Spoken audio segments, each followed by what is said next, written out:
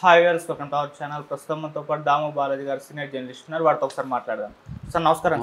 Sir Janasena party ఆవిర్భావ దినోత్సవ సందర్భంగా నాగబాబు గారు చేసిన స్పీచ్, ఆయన కామెంట్స్ చూస్తూ ఉంటే ఇప్పుడు టీడీపీ శ్రేణులు అయితే ఫైర్ అవుతున్నారు సార్. అంటే జనసేన లో పవన్ కళ్యాణ్ గారు గెలవడానికి కారణము పవన్ కళ్యాణ్ గారు జన సైనికులు తప్పితే ఇంకెవరూ కాదు అని చెప్పేసి చేసిన కామెంట్స్ ఇప్పుడు టీడీపీ వాళ్ళకైతే తీవ్ర ఆగ్రహవేశాలకైతే గురయ్యారు.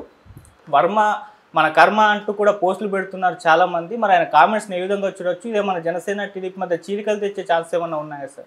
ఇప్పటికిప్పుడు చీలికలు తెచ్చే ఛాన్స్ ఏం లేదు. కానీ జనసేన మీద పవన్ కళ్యాణ్ మీద తీవ్రమైన ఆగ్రహావేశాలు అయితే తెలుగుదేశం కేడర్లో మొన్న ఈ జైకేతనం సభతో వచ్చిందని చెప్పచ్చు.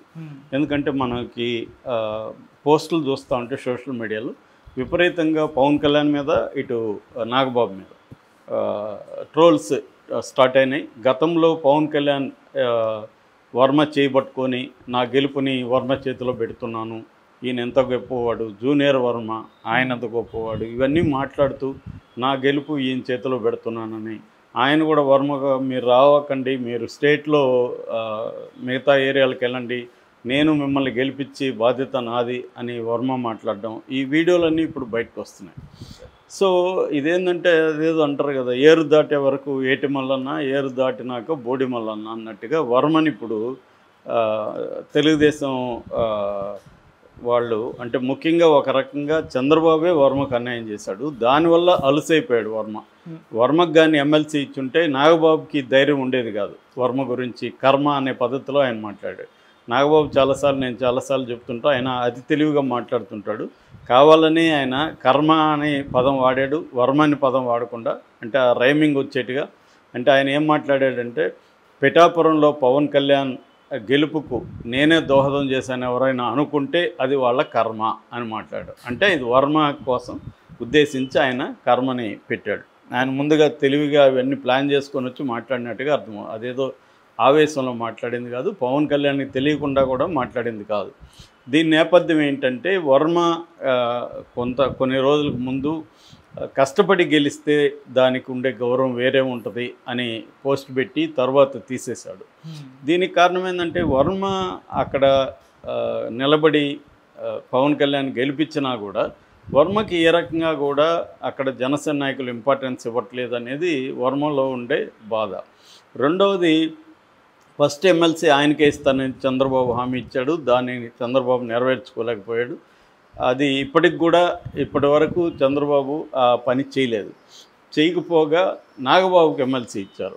దాంతో వర్మకు అర్థమైపోయింది ఇంకా కాదని. దాంతో నాగబాబుకి అంటే పవన్ కళ్యాణ్ ఏంటంటే, వీళ్ళిద్దరే కలిసి వర్మకి, అంటే ముఖ్యంగా పవన్ కళ్యాణ్ చంద్రబాబు దగ్గర ఇన్ఫ్లుయెన్స్ చేసి వర్మకి ఎమ్మెల్సీ రాకుండా చూసుకున్నాడు. అంటే వర్మని వీక్ చేసేయాలి కంప్లీట్గా అనేది Pawan Kalyan strategy. Pawan Kalyan point of view నుంచి చూసినప్పుడు అది కరెక్టే. ఒక పొలిటికల్ పార్టీగా పవన్ కళ్యాణ్ తనకి ఒక స్టాండర్డ్ నియోజకవర్గం ఉండాలి అని పవన్ కళ్యాణ్ భావించడంలో తప్పు లేదు. ఎందుకంటే చంద్రబాబు కుప్పం ఉంది, జగన్కి పులివెందులు ఉంది, లోకేష్కి మంగళగిరి ఉంది, బాలకృష్ణకి హిందూపురం ఉంది. ఇలాగా పవన్ కళ్యాణ్ కూడా తనకు ఒక పర్మనెంట్ నియోజకవర్గం ఉండాలి అనుకున్నప్పుడు అక్కడ ఇంకెవరు కూడా బలం ఉన్న నాయకులు ఉండకూడదు తనకు అపోజిషన్గా ఉన్నవాళ్ళు.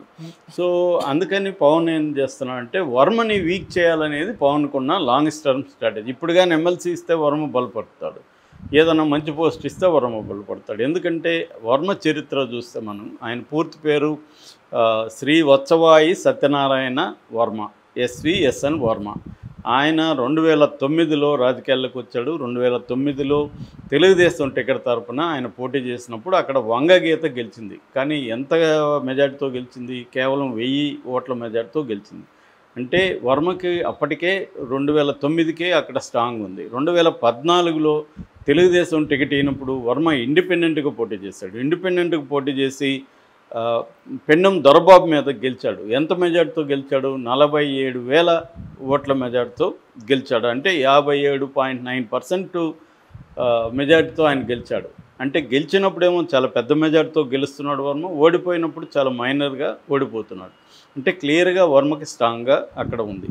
దాని తర్వాత మళ్ళీ తెలుగుదేశంలో చేర్చుకున్నారు వీళ్ళు, గెలిచిన రెబల్గా ఆయన చేసినాక. తర్వాత 2019లో పెండెం దొరబాబు చేతిలో వర్మ ఓడిపోయాడు. అప్పుడు కూడా ఆయనకి 36.6% ఓట్లు వచ్చాయి. వర్మకి కేవలం 14,000 మెజార్టీతో మాత్రమే పెన్నెం దొరబాబు గెలిచాడు. అంటే జగన్ వేవ్ ఉన్న సమయంలో కూడా 36% ఓట్లు తెచ్చుకోగలిగాడు వర్మ. ఆ తర్వాత కూడా 2020-21 కరోనా టైంలో కూడా వర్మ ప్రజలతోనే ఉన్నాడు.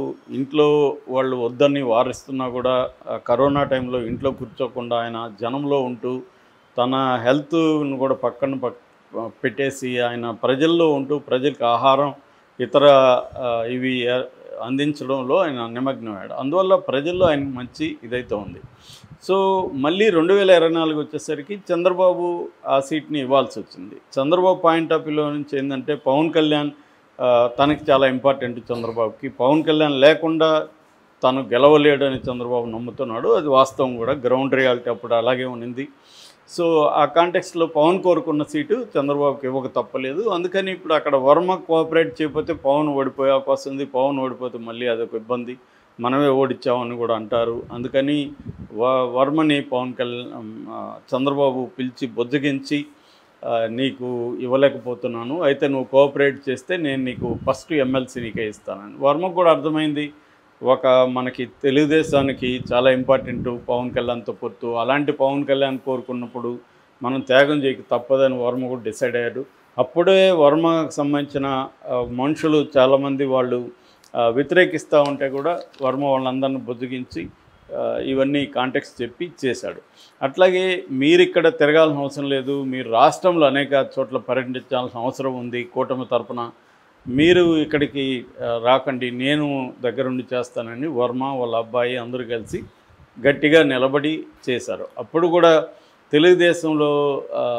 తెలుగుదేశానికి అక్కడున్న జనసేన నాయకుల మధ్య అనేక వైరుధ్యాలు వచ్చాయి. గెలిచిన తర్వాత కూడా వర్మ ఒకరోజు నిరాహార దీక్ష చేశాడు. తన కారు మీద దాడి జరిగింది అని చెప్పి ఇవన్నీ భరిస్తూ వస్తున్నాడు వర్మ.